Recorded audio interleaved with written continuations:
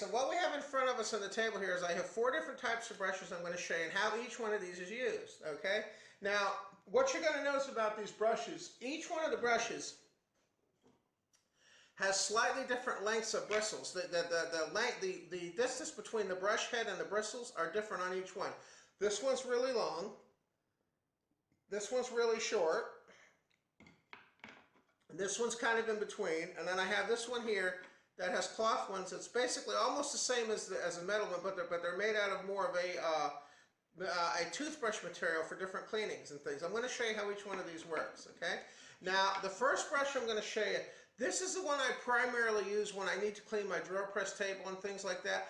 This is the one I use mostly for the drill press. The advantage of having this brush is it's got brushes that are almost like wire material.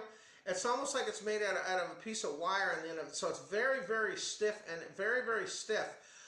So if I have things like drill press channels and things I have to clean out and I get grime in here, that's where this brush comes in handy. You can clean channels and things out of the drill press and things like that if you get metal shavings and things in there. And you're going to see it's pretty firm as far as the brush goes. Now, the one thing about this brush is you want to be very careful when you use this. If you have anything that scratches, for example, if you're using a piece of wood or plastic, or if you have anything like that on your table that's part of your table, this will cause scratches and something like that because of the fact it's so stiff. Now, the next brush I'm going to show you, this is going to be an intermediate brush. Now, this brush has the same qualities that the first brush has. It's got stiff bristles, but if you notice, they're not quite as deep. Now, this brush is designed for getting into areas that are narrower. For example, like maybe you have to clean underneath your scroll saw. That's where this comes in handy. It's designed to be narrower so it can fit in smaller places. And as you can see, it has a pretty wide track. Now, the brushes are still fairly stiff on this one, but not as stiff as the first one.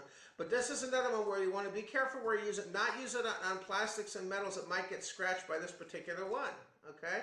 Now, the next one we have, this one I call the Shorty version. Now, this is designed to get into very small crevices and things like that. Because of the fact that it's so narrow, as you can see here, it's not very wide. It has fairly stiff bristles on the end of it. They're very similar to the metal ones, not quite as hard as the other two. This is designed to get into really small channels and things if you have to clean it out. Now, if you remember I showed you like the drill press table channels, if the big brush can't get into the channels like this one here, that's when you use a small brush like this one right here. And that can be used for cleaning things like this as well. Also, if you have metal and you have little burrs on the end of the metal, this little brush right here does very well for removing burrs from the end of metal that you might be preparing or you might have just cut.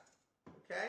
Now, the final brush I'm going to show you, this is the one that I use most often in my shop for cleaning my table saw and things. Now, this brush is basically like a shoe shine brush. You can buy a shop brush very similar to this, but this one's worked in my shop quite well. Now, the difference with this one is the bristles are almost like a toothbrush. They're not metal. They're almost like a toothbrush. So if you have to clean things like workshop tables and things, this comes in very handy because it doesn't scratch. If you need to clean plastic or metal, maybe you're trying to get wood shavings off something you just cut or anything like that, this is an excellent brush to use because it doesn't scratch the material. And it also offers a fairly wide path. So if you have to clean your drill, if you have to clean your table saw or your scroll saw, this works out very well because it doesn't damage the finish on a table either. So this is another one of the brushes that I use. Okay, I just mainly want to make this video to show you some of the different brushes that I use in the workshop. And as always, I do want to thank you for visiting the channel here and watching the Let's Talk Shop series here on the Kurt's Place channel here on the YouTube. And we'll catch you in our next video. And I hope you all have a great day. Now take care and thanks again for watching. Bye-bye now.